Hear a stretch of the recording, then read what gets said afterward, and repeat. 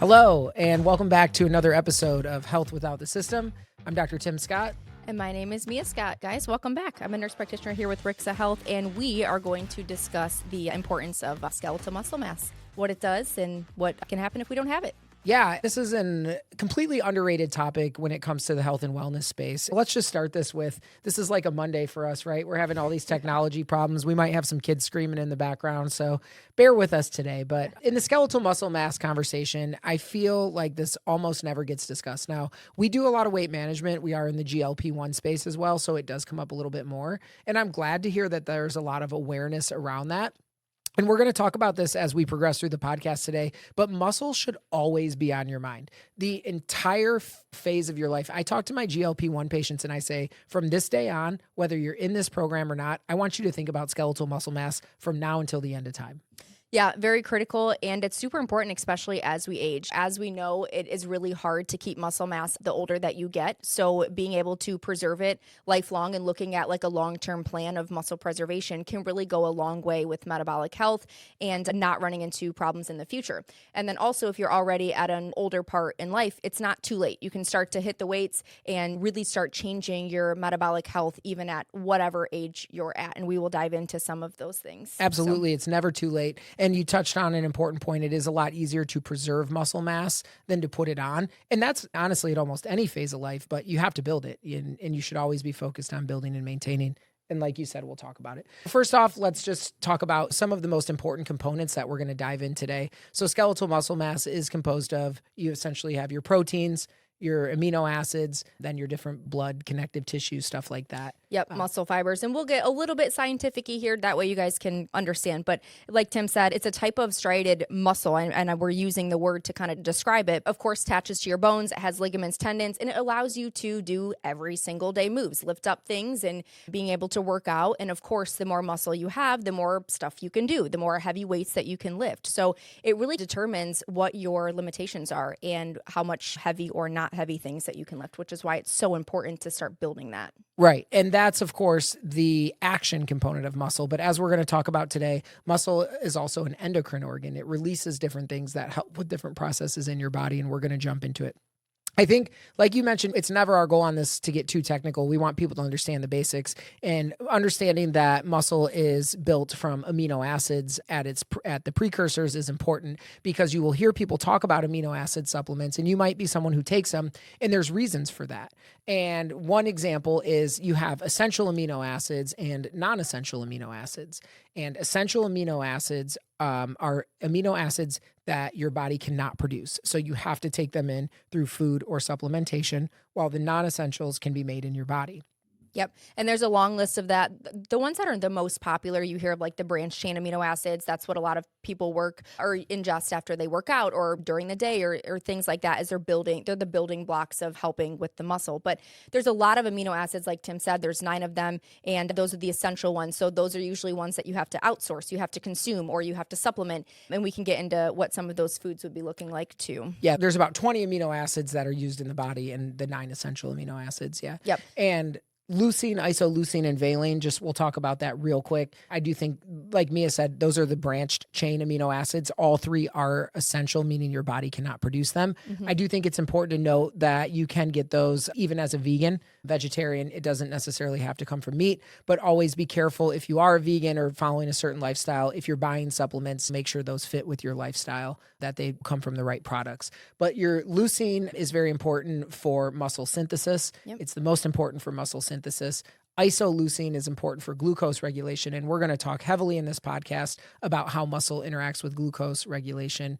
And valine is more like your endurance. It kind of has to do with nitrogen, breakdown, repair of tissue. So like during a workout, recovery from a workout. And that's why, like Mia said, you will see people take those 3 different amino acids. Yep. And I think that's very common. Like I actually take branched chain amino acids myself. I also do creatine, which is another beast that I think is very important, especially for females too.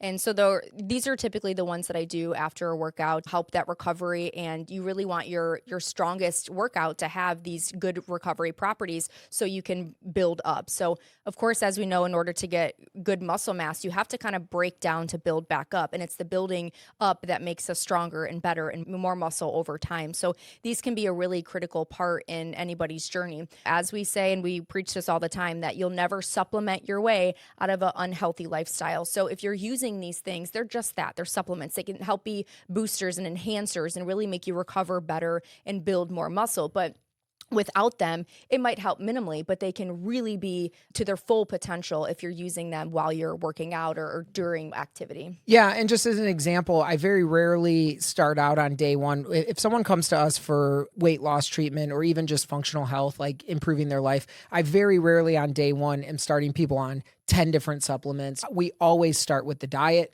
The basics of diet, eating that whole, fresh, unprocessed diet, eliminating seed oils, added sugars. That's always the basics. Then I might start with a multivitamin. We like a fermented multivitamin that supports gut health. Maybe we're throwing a probiotic. Vitamin D is important right off the bat. And we sort of build as we go. Amino acids might come a little bit later. We might have people optimizing their diet and their protein first. And then we're like, hey, you've been doing this for a few months. Your muscle mass is staying steady. Great job. You want to start to build on that a little bit more. Let's add in those amino acids. But again, it's important to take things in a stepwise approach because you always want to make sure that you're changing your lifestyle and that this is something that you can stick with. Yep. I quickly wanted to mention 2 more amino acids before we moved on from that. I can talk about glutamine and you can hit lysine if you want. But glutamine is definitely an important amino acid. It's probably one of the most prevalent in food in the body, and it is big for muscle recovery. We also see glutamine. There's a point. Oh, I wanted to make the glutathione point. I'm like drawing a blank. The glutathione, it's a precursor for glutathione. And of course, glutathione helps us with our liver detoxification process. And of course, we need our liver functioning for good metabolism in general. So glutamine is another big one. Yeah. And I just want to touch on glutathione. That's probably my most favorite supplement that we can support our bodies with. Glutathione is the mother of all antioxidants. So this really helps get rid of these free radicals and inflammation of our body. And typically we can only hold so much glutathione at one time. And imagine glutathione as like your garbage disposal. And they have these almost magnetic effects where they can go around and these free radicals will adhere to these glutathione molecules and our cells can transfer them out of our body. So it's a really, really good detoxifying method. Glutathione is great for being a precursor in order to be able to make more glutathione. Just another touch on glutamine. The only population I don't recommend that is active cancer patients. There are some studies that show that cancer can use glutamine as a single source of fuel. So typically if they're active in treatment, that's something that says risk versus reward, let's avoid it and not even dabble in there. But science is kind of limited with that one, but it's just something to note. That's something that I would like cycle on and off of. That's not like a daily die hard that you're taking every single day. Yeah, great point. And a lot of the things we do, we cycle through various stages. I might be on amino acids for a few months and then take a break. I might take a break from my omega-3s at times. I'm always playing around with that. The last one I just want to touch on real quick. We'll move on from amino acids after that, but lysine, which is definitely important in the synthesis of collagen. We need that collagen for bone, hair, skin, nails. Very important precursor to that. Also helps with the absorption of calcium. And finally, it helps with the production of carnitine. Yep. And carnitine is great for metabolism, metabolic health, stimulating a faster active metabolism, fat burning, energy production, does a lot with body. And of course, as you're trying to exercise, you need that energy and recovery. And carnitine is a really good one as well. Yeah, we'll actually have people who sometimes hit plateaus in weight loss, and we'll talk. A lot of people are on a B vitamin or a B complex, but you can do an injection supplementation that's like B12 of methionine and inositol and choline with it, along with carnitine, helping improve those energy production cycles, fat burning cycles. Great points there. Let's get into the meat of it, because this is the part I really want to talk about, is the metabolic effects of muscle. So you want to just kick it off, talk about the basal metabolic rate in general. Yeah. And this is something that I talk about to my patients every single day, where it's about building muscle. Why? Because the more muscle mass you have, the more metabolically stable that you're going to be, the more calories you are going to burn just simply at rest. Because just living, existing. Just sitting there. And this is how I tell my patients, like, do you want to feel like okay about sitting on your couch and just watching TV some days and being able to burn more calories at rest? Muscle mass is the way to get there, because just sitting there doing absolutely nothing. If I had more skeletal muscle mass than my husband, if I will burn more calories at rest than he does, because it's a more metabolic rate. And your basal metabolic rate is the calories that you burn doing nothing, sitting, sleeping, just existing in life. The more that you have, the better you do. We wrote this down here. It's 6 to 10 calories per day at rest for muscle mass for each pound. So 1 pound will burn 6 to 10 calories per day at rest compared to fat, which only burns 2 to 3 calories per day. And that's per pound. So add that up, how much you weigh times the calories, it can make a significant difference, which is why I always drill home to my patients, it is not about just losing fat. It's about building muscle, and the rest will take care of itself. Yeah, there's also something called the thermogenic effect of food. So basically, when everybody eats food, the energy you use to break down and digest that food might be different than another person. Now, certainly genetics play a role, your microbiome plays a role, but the type of food you eat plays a role. And then, of course, your skeletal muscle mass. So having more skeletal muscle mass actually increases that thermogenic effect of food, meaning when you eat, you burn more calories to digest it. So there's just multiple of those initial digestive effects of skeletal muscle mass that are really important right off the bat. When you start to talk about regulation of glucose, there's almost nothing in the body that's more important than skeletal muscle mass. We call it the kitchen sink of glucose, right? Like you can just dump glucose into skeletal muscle, which what does that do? Get it out of the bloodstream. But yeah, let's talk about that a little bit.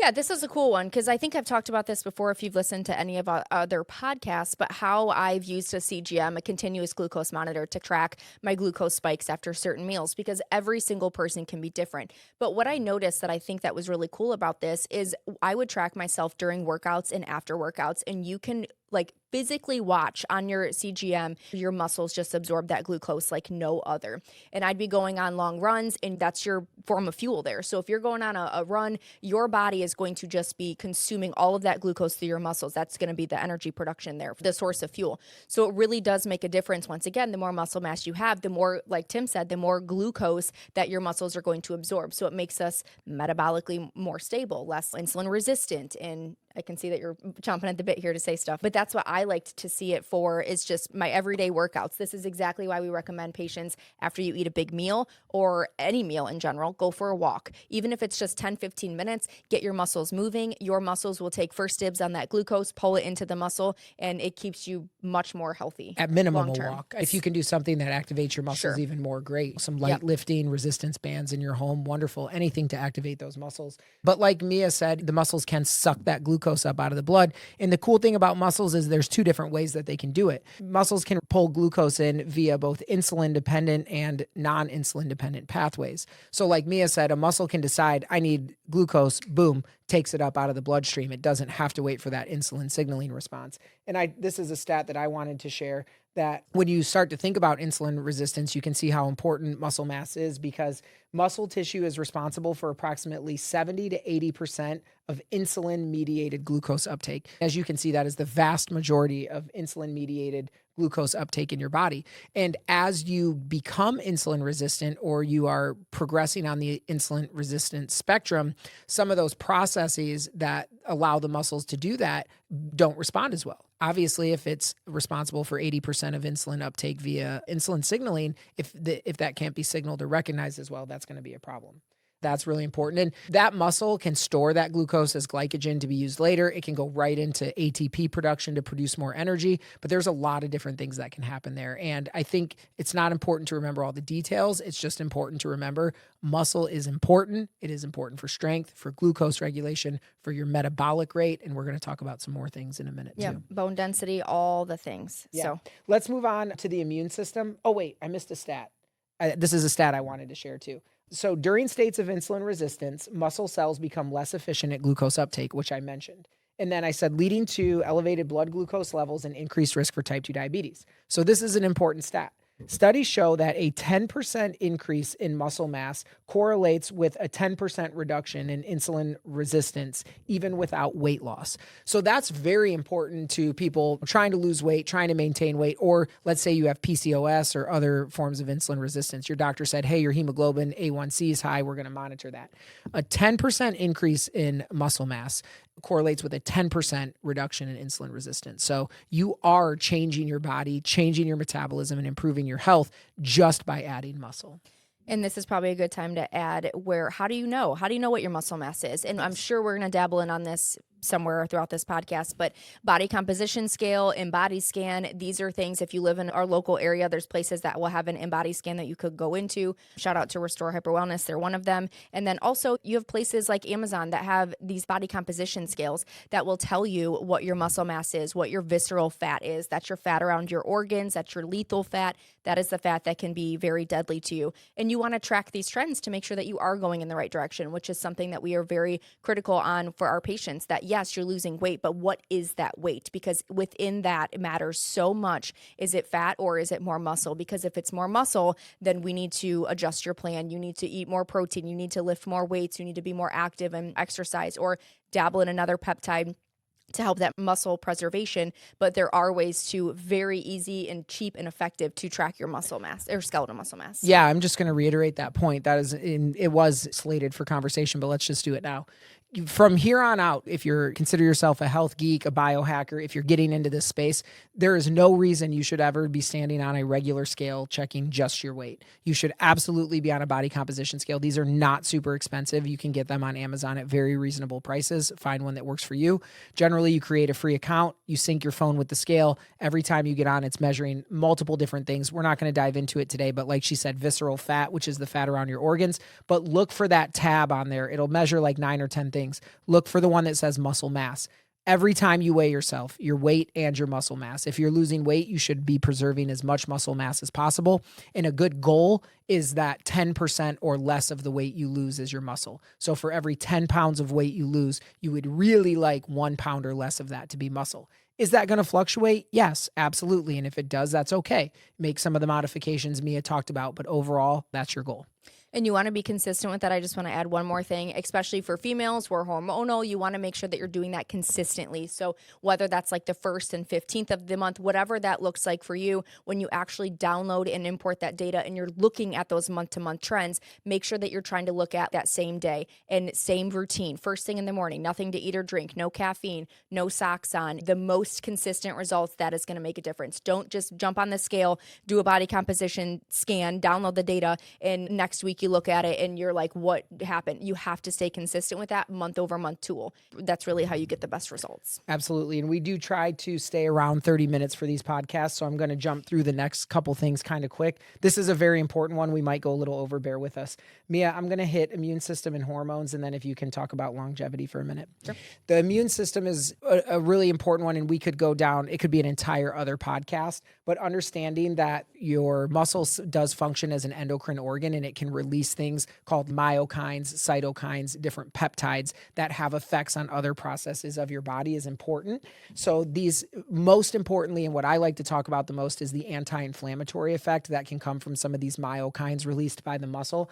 Basically, you can have interleukin 6, you can have something called BDNF. There's other things that will cause an anti-inflammatory effect and sort of counteract some of the pro-inflammatory cytokines as well. I apologize for our son making his way in here, but I'm going to keep going for a minute. Yeah, so again, anti-inflammatory effect from the muscle releasing myokines.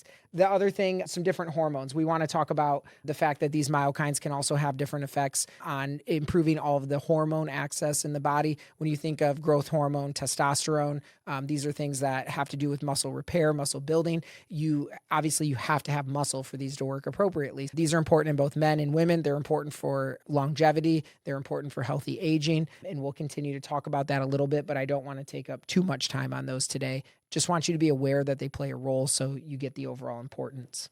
Yep. And then I can touch on the longevity. And I apologize, I'm looking down at my laptop because these statistics are very crucial and I want to get these right. So correlation between muscle mass and lifespan. As we know, higher muscle mass is associated with lower risk of all case mortalities. In 2020, a study found that individuals with higher muscle mass had a 20 to 30% lower risk of cardiovascular mortality. Research published in the Journal of Bone and Mineral Research showed that each standard deviation increase in muscle mass reduced all mortality by 18% 15% in older adults. So this is so crucial for even the longevity world. And this is what I'm talking about. I've been in the health and wellness world majority of my life, but it wasn't until recently, the last few years, that I understood how important it is to preserve and to build muscle mass. And this is why. It helps with longevity, with everything, and including bone density. That's a huge thing for osteopenia, osteoporosis, especially with females, hormonal regulation. It wasn't until the last few years that I really understood how important muscle mass serves. And the sarcopenia, so the muscle wasting, it is so very important to make sure that you're preserving all muscle mass. Yeah, and I wanted to mention that because everybody talks about osteoporosis or the loss of bone mass over time, but sarcopenia is the loss of muscle mass, and this is also just as critical. Muscle serves as this reservoir. As we said, you can store everything in it. Glycogen, glucose in the form of glycogen that can be broken down is needed, but also these amino acids. And let's say that as you get older, illness happens. It can happen when you're younger, but as you get older, it's more likely to encounter illness. And imagine if you get admitted to the hospital for a week or so, you're not going to have the same appetite that you did before you went to the hospital. Your body's going to turn to a catabolic state. You're going to break down muscle. It's going to use some of those amino acids. So it's very important to have those stores to help protect you when your health doesn't go right. Yes, we talk about longevity, we talk about all of the healthy effects, but imagine when your body needs somewhere to turn when it needs it as well. Again, very important for longevity and aging. Yeah, for sure. The next section I had slated for us to talk about was just kind of GLP-1s and weight loss. And we just want to touch base for a minute. Anytime you lose weight, especially on a calorie restricted diet, you can lose muscle mass. The average calorie restricted diet leads to a 30% muscle mass loss. And let me just clarify that. What I mean is, if you're on a calorie restricted diet, no medication's helping you, you're just like, I'm going to eat less and lose weight. If you lose 10 pounds, the average person lost 3 pounds of muscle. That's fairly similar to what we were seeing with GLP-1s. At the beginning, people might have been losing a little bit more until it became more obvious that they could affect your muscle mass. But my goal for all of my patients with weight management, whether it's medication assisted or calorie, I'm not going to use the word calorie restricted because I really am not a fan of calorie restricted diet. I'm a fan of clean eating, healthy eating, and completely turning your diet around. But whether it's medication assisted or not, my goal is for overall 10% or less of your weight loss to be muscle, but really want to stay under 20. Yeah, and this is, like he said, for the calorie restriction. I want to talk about the cardiometabolic effect too, because I feel like a lot of my patients, they feel like they have to just kill themselves with cardio. That is not it at all. And I just want to touch on, when you're lifting weights and building that muscle mass, it is beneficial for your body, because if you are doing cardio for hours on end, multiple times a day or week. I see this in my patients where it increases cortisol, so you almost throw them out of whack and do the opposite effect. Their body can go in a survival mode and shut down and break down that muscle, and it's the wrong thing that we want to do. And I'm not against cardio at all. I'm a runner. I like doing walks and being very active, but it's not all about cardio. And it took me many years to understand this, where I dabble in 3 to 4 days a week of heavy weightlifting, and heavy, like, women lift heavy stuff. You have to. It's going to be so beneficial for you, even as a female. And then I dabble in my cardio a few days a week as well, but I'm still very active. And I really have started to shift my mindset of my patients, because they're like, I'll do the treadmill for 2 hours a day or the elliptical for 2 hours a day, and I'm still not losing weight. And I'm like, no, there's a reason less for cardio, that. Yeah. more weight resistant training, and focus on your food. And the rest will start taking care of itself, because you can actually do harm doing more cardio and throwing your body into that survival state. Agreed. I completely agree with that approach. And I am more and more switching to just weight-based, resistance-based exercises. Again, nothing wrong with it. If you like going on walks, that might even be a way of self-care. I know when I run, it's cathartic for me. I can let go of the day and some of my issues, but do understand that can increase cortisol levels. Cortisol leads to more muscle breakdown, and vice versa. When you're breaking down muscle, your cortisol levels increase. So these things go hand in hand. If you want to be in an anabolic state, you want lower cortisol levels. It's very clear, endurance athletes and stuff, they definitely break down more muscle than they build. So yes, I think while walks are great, cardio is great, I would strongly emphasize that you do muscle weight resistance training. Whether it's bands, like dumbbells, or whatever is within your capabilities, start low, go slow, but definitely work those muscles. Yep. Do you want to talk about the correct protein intake and things like that? Yeah, so let's just hit that real quick as we get towards the end. Okay, if you need the official stat, it's generally 1 to 2 grams per kilogram per day for your protein intake. If you're a 100 kilogram person, you would want to take in 100 grams to 200 grams a day of protein. That's a lot. If you've never tracked protein and you start tracking it, you would realize pretty quick that even getting 100 grams of protein a day can be pretty hard if you're not a heavy protein eater.